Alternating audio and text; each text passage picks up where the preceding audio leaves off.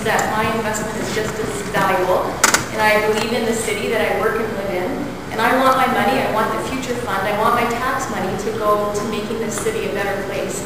And I don't, I think we've all expressed our voice supporting the West Harbour to do that. If that's not happening, in that 3 days, how do you get that voice through to City Council so that they do the right thing on Tuesday? And we have 3 days to do that. So if you have any suggestions, 2 of the weekends. If you have any suggestions, I'd really like to know. I'm happy to write to my councillor, happy to write to everybody, but I don't know how to make that heard, because I will be furious if my investment goes over to the East Mountain. Speaking directly to your councillor is always the best, particularly with an election coming up.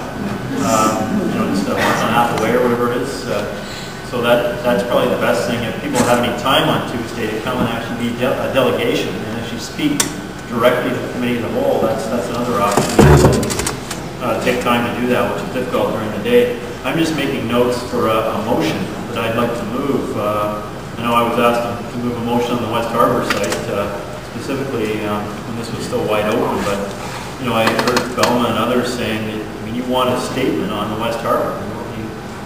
We know what's happened with East Mountain, fair enough, but you want council to go on record with a comment on the West Harbour. No dollars for the East Mountain, Protect the Future Fund dollars, stay where they are. Develop an alternative plan for the West Harbour. And there was this one slide in the staff presentation today that talked about setting up a community liaison. It talked about the situation if council voted for the East Mountain. That's what we were talking about at the time. Then there should be a community liaison committee set up to guide what's going to happen in the West Harbour, independent of the stadium.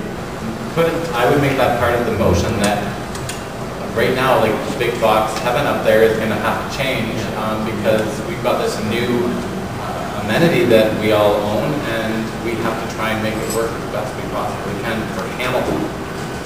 This is really about sort of jettisoning Hamilton into a whole other tier in terms of its image.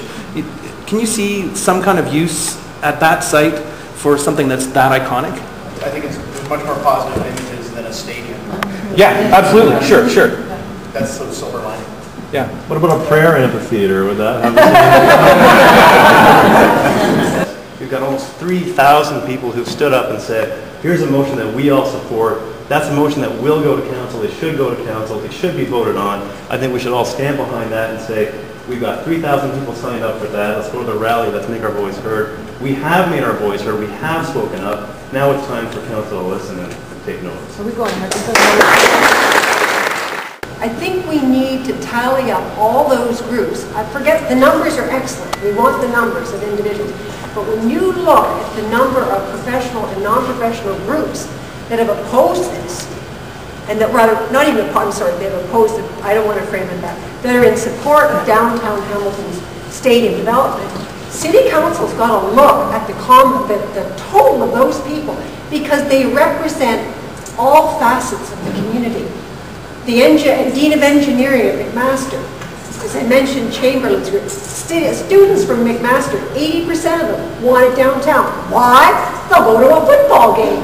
I mean, it goes on and on and on. So please, Brian, make sure the council recognizes they have a short memory, a very short memory. So in addition to the comments that Graham went through and filtered into categories, I want them to know that they're going to hear from, they've already heard from a lot of support groups, but they're going to hear a lot afterwards if they don't do the right thing. I don't see that being the division. I see the division between forces of progress and regression, democracy and vested interest. I see it between citizens and corporations. I see it between progress in social inclusion.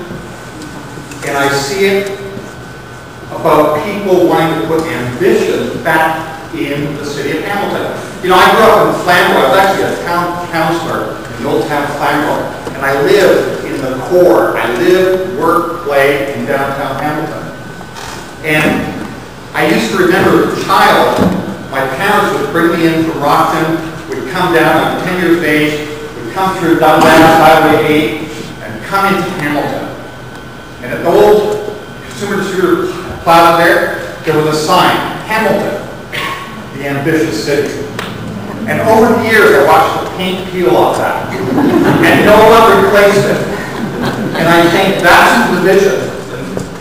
It's not about the Tide Pass. It's about putting ambition back in the city. And I see people in this room that believe in that. I want to get up and meet with fellow citizens who are likely going to be protesting versus supporting. We can still support our mayor and so on. That's something to do. And I think the bigger the crowd, the better the message.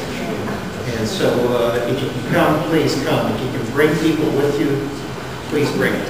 It's 3:30 tomorrow. That's I don't know. 3:30. 3:30. Yeah.